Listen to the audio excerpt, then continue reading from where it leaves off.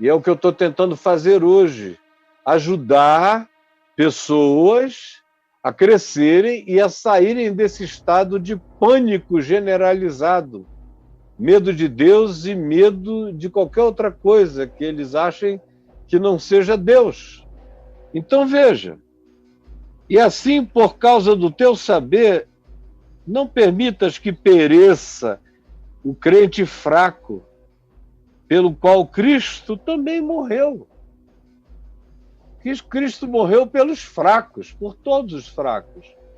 O fraco crente, o fraco descrente, morreu por mim, que na minha fraqueza estava querendo me suicidar jovem. Me suicidar com 18 anos, uma agonia, eu não queria mais viver de jeito nenhum. Tudo tinha perdido o significado, e ele veio, como diz o hino, e estendeu sua mão para mim. Eu era fraco, perdido, sem Deus, sem Jesus, mas ele estendeu a sua mão para mim. E me pegou e me levantou há 48 anos, está me segurando e me segura para sempre. Já me segurava antes, me segura eternamente, e ninguém pode me arrebatar da mão dele, ninguém. Ele disse, ninguém. Ninguém significa ninguém. Então, o objetivo é levar todo mundo a ter essa fé, como Paulo diria, ter essa fé que eu tenho. Mas essa fé ainda não é de todos. É por isso que nós estamos aqui tentando iluminar, trazer uma luz do Evangelho, para que essa fé seja de todos. Quem me dera todos crescem como eu creio. Aí os hospícios iriam se esvaziar. Os psiquiatras, boa parte deles iria ter muito menos de gente a tratar. Os terapeutas iriam quase que falir se todo mundo cresce como eu creio e entendesse o Evangelho como eu entendo. As somatizações, psicossomatizações iriam diminuir consideravelmente. A liberdade relacional ia ser outra. A presença dos crentes na sociedade ia ser como de sal próprio, na medida certa, numa panela de comida gostosa, dando gosto a tudo, ao invés de causar esse amargor que a gente vê os crentes no poder causando para uma quantidade enorme de pessoas que dizem, pelo amor de Deus, como esses caras são tóxicos, venenosos e amargosos, porque esses crentes que estão aí não são sal da terra, são a toxicidade da sociedade, não são a luz do mundo, são de fato um brilho de artificialidade gritada num spotlight falso e com os mesmos fogos de artifício da Sarah Winter, o Cheromini, do Cherume, jogando nos outros, patéticos. É como são interpretados porque não se tornaram como Paulo. Se você não se tornar como um discípulo de Jesus semelhante a Paulo, com liberdade total, você sempre será esse crente doente, fraco, e quando tem algum poderzinho se torna intolerante e esmaga os outros, como a gente vê acontecer. Deste modo é que, pecando contra os irmãos, golpeando-lhes a consciência fraca, é contra Cristo que pecais. Paulo está falando daqueles que adquiriram esse entendimento que eu tenho, que Paulo tinha, que eu queria que você tivesse, de que os ídolos nada são do mundo. Aí são aqueles que ganharam esse entendimento e aí decidiram escandalizar os outros. Iam toda hora para o templo de Apolo, sentavam na mesa, comiam do alimento sacrificado aos ídolos, não davam a menor satisfação, aquele bando de crente olhando, fracos na fé, dizendo, meu Deus, o presbítero fulano de tal está pecando. E o cara, sem querer dar nenhuma explicação para os mais fracos, deixando eles pensarem mesmo que o outro fazia aquilo com a cabeça deles atrasada, dos crentes. E faziam isso para escandalizá-los. E Paulo diz, olha, fazendo assim, deste modo, vocês estão pecando contra a consciência desses fraquinhos, que precisam de esclarecimento, porque o saber sem amor ensoberbece. E quem faz isso ainda não ama, não aprendeu como convém saber. O saber só não é mal quando ele é cheio de amor, porque ele não peca contra a ignorância do próximo. Mas quem não age assim golpeia a consciência mais fraca e está pecando contra Cristo, por quem Jesus morreu. Vocês estão pecando contra Cristo, que ama tanto os que estão na ignorância absoluta, na prática do culto aos ídolos, como também ama aqueles que estão na fraqueza da crença que não virou fé, achando que aqueles que são de Jesus e que comem essas comidas estão pecando contra Deus, e vocês estão fazendo isso de propósito. Paulo usa a palavra golpeando-lhes a consciência, golpeando-lhes, ferindo. E eu não faço isso. Não é porque eu sei que as coisas só são as coisas que eu vou escandalizar os outros. Eu tenho muito prazer em escandalizar as pessoas com o ensino de Jesus. O ensino de Jesus, eu ensino ele todinho, mesmo que vocês me chamem de um grande apóstata. Porque eu sei que quem for pensando vai entender e vai voltando e volta, como milhares e milhões já voltaram. E tem uma influência nova em todas as denominações, que eu sei que eles aprenderam aqui, não foi ali, não. Foi aqui, eu apanhei essas décadas todas para agora ver o neto do missionário da Deus é Amor, do Davi Miranda, que, na perspectiva do Evangelho, me abominava, ver o neto dele, como eu postei nas redes sociais, pregando o que eu ensino aqui, tentando levar lá para dentro da Deus é Amor, o ensino que nós ensinamos todo dia. Graças a Deus por esse jovem neto do Davi Miranda. Deus te abençoe, meu filho. Um dia eu quero te encontrar e te dar um beijo. E se eu puder ser útil, te fortalecer enquanto eu viver, vai firme, meu filho, com toda a tua força, no Evangelho de Jesus. Vale a pena ser chamado de óbvio, porque eu vou vendo aqui e ali, quando não os próprios indivíduos, eu vejo, como eu digo sempre, os filhos, os netos, aprendendo e indo adiante. Então vale a pena apanhar, vale a pena ser um escândalo de Cristo. O que não vale a pena é ser escândalo de coisas secundárias, de fazer provocação. Para mim, nada é no mundo, então deixa eu escandalizar esses crentes. Aí você só está acirrando a intolerância deles, você só os ajuda quando primeiro ensina. Todos os que estão me ouvindo hoje aqui, se me vissem amanhã sentado numa mesa considerada de ídolos, saberiam, o Caio está aí na boa. Agradeceu, está todo mundo olhando para ele com aquela admiração, e na conversa o que vai vazar é Jesus, é Evangelho até o fim. Ele vai servir Jesus como prato principal, como sobremesa para todo esse pessoal. Agora, se você não tivesse me ouvido hoje e me visse ali, você já ia dizer, mais um, está lá.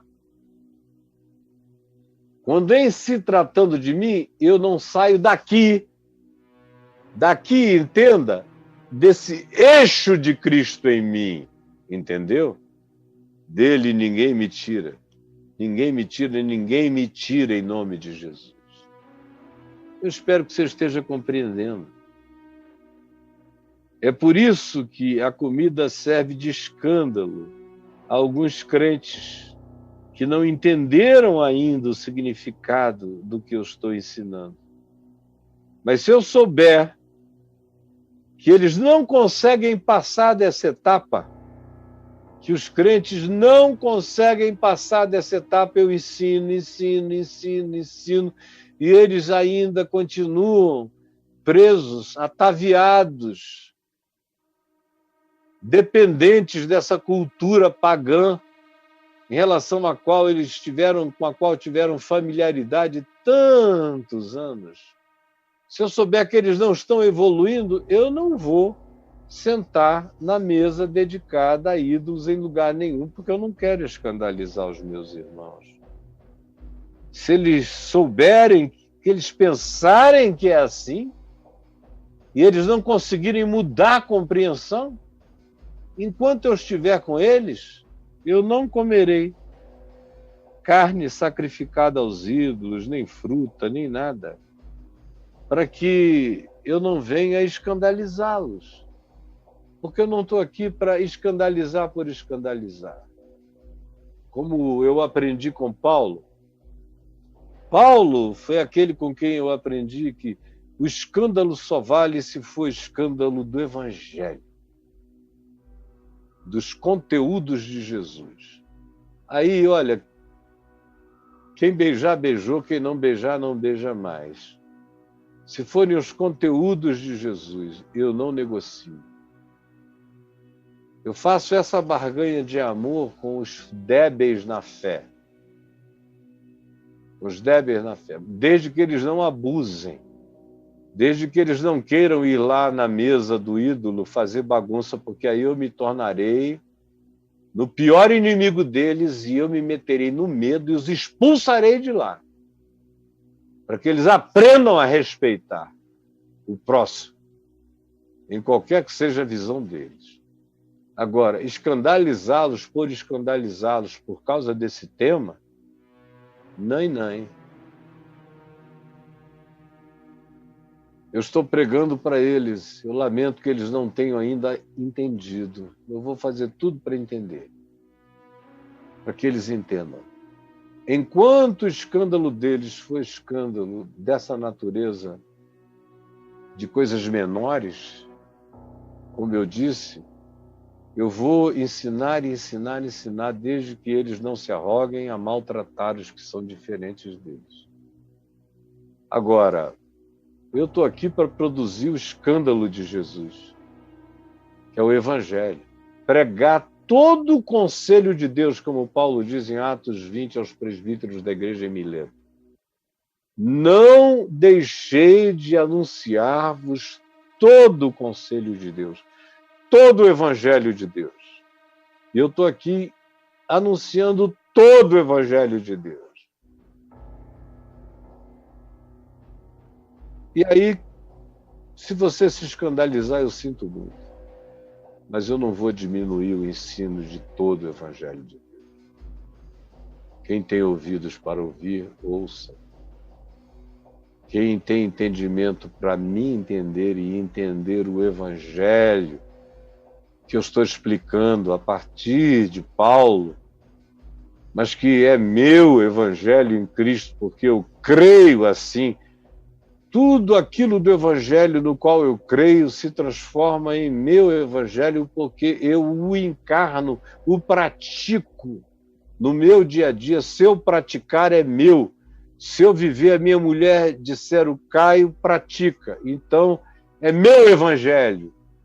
O Evangelho de Cristo, Cristo intentou que o Evangelho vivido por Jesus seja meu Evangelho, seja seu Evangelho, seja o Evangelho de todo aquele que crê, porque sejamos um Evangelho vivo. E quando Paulo diz aqui, para que não os escandalizemos, ele está ecoando Jesus, que disse a João Batista, olha, não, pode me batizar, para que se cumpra toda a justiça, ou seja, para que a gente não escandalize os outros, para que eles não pensem que eu sou um ser humano superior. Me batiza. Aí João disse, mas o meu batismo é para pecadores. Ele disse, pois é, eu vim para fazer a identificação absoluta do Evangelho com os pecadores. Então me batiza. Também disse a Pedro sobre os coletores de impostos, vai e paga o imposto, para que não os escandalizemos. Paga o imposto. Eu estou nessa perspectiva, para que não os escandalizemos, eu vejo quem são os escandalizáveis, aí eu faço, eu não faço.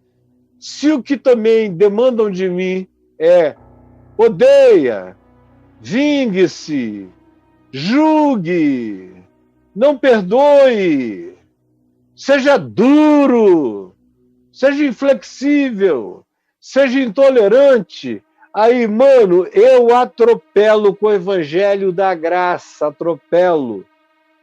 Na juventude eu aprendi o evangelho dos Grace, que é um negócio violento. O ditado é Deus perdoa, o jiu-jitsu não. Não. Mas aí depois eu crio no evangelho da graça, nessa Grace of Christ, no evangelho da graça. E aí abraço todo mundo. Mas se alguém quiser se insurgir contra o evangelho da graça e usar o evangelho especialmente contra o próximo, um pseudo-evangelho, um evangelho das crenças pequenas dele contra o próximo, meu amigo, você me chamou para a arena e eu já estou dentro. Nunca estive fora e atropelo.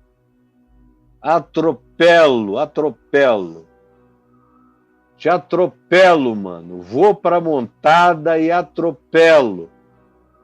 Não deixo de usar todos os golpes do evangelho, golpes de imobilização do evangelho.